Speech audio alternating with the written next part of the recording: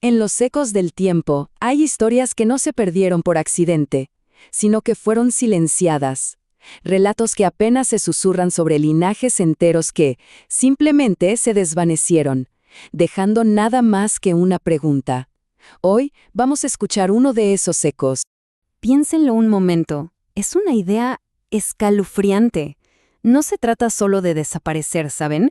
Sino de que nadie, absolutamente nadie, recuerde que alguna vez exististe. ¿Es siquiera posible algo así? ¿Borrar un recuerdo del mundo? Pues bien, hoy vamos a desentrañar el destino de una de esas estirpes perdidas, los gatos Kaifur. Pero les adelanto algo. Lo que les pasó fue mucho más oscuro que una simple extinción. Juntos vamos a descubrir la verdad.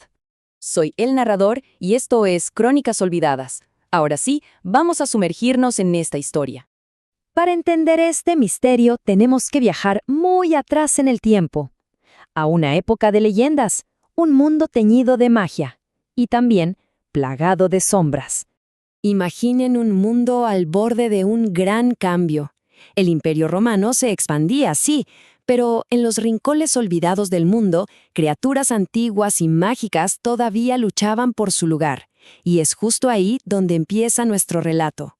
Entre estas criaturas estaban los Bastet. Piensen en ellos como hombres gato, seres capaces de cambiar de forma, protectores feroces y muy sigilosos. Cada una de sus tribus estaba ligada a una línea de felinos muy específica. Y no estaban solos, ¿eh? Tenían familiares mortales, a quienes llamaban su parentela. Estas familias no podían cambiar de forma como ellos, pero llevaban en la sangre una chispa de esa magia, un lazo sagrado que los unía por generaciones. Y aquí, en el corazón del antiguo Egipto, encontramos a la tribu Bubasti, tan antigua como las pirámides mismas.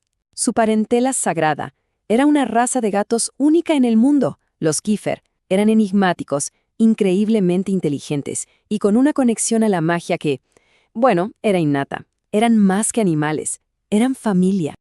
Pero entonces, algo sucedió. De repente, un silencio se extendió por el mundo mágico. Un vacío justo donde antes se sentía un ronroneo de poder. Al principio fue sutil. Allá por finales del primer siglo antes de nuestra era, los Bubastes sintieron que esa conexión con sus parientes Kifur se debilitaba. Para cuando empezó el nuevo siglo, la terrible verdad ya era imposible de ignorar. Habían desaparecido. Esa fue la palabra que resonó en los templos y desiertos extintos.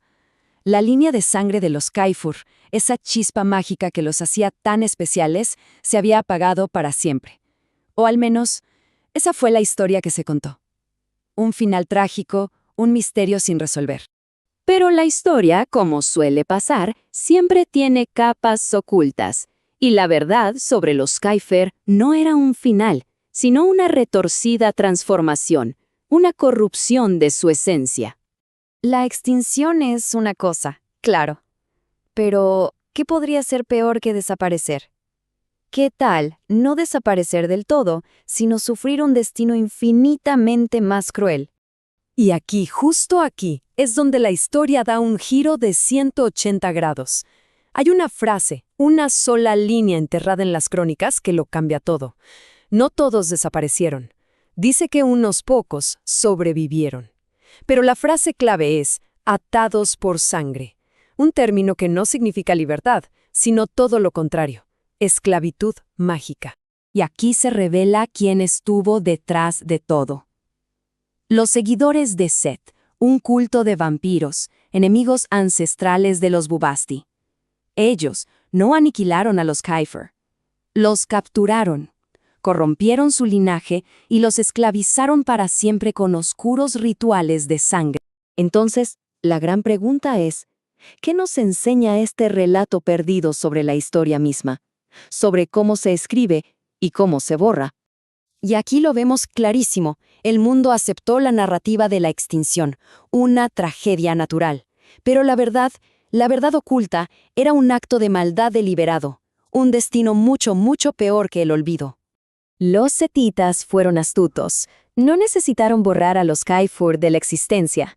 Les bastó con controlar el relato, con proclamar su final, mientras mantenían a los últimos supervivientes encadenados en las sombras, como un trofeo macabro de su victoria. Esto nos deja con una pregunta bastante inquietante, ¿no creen?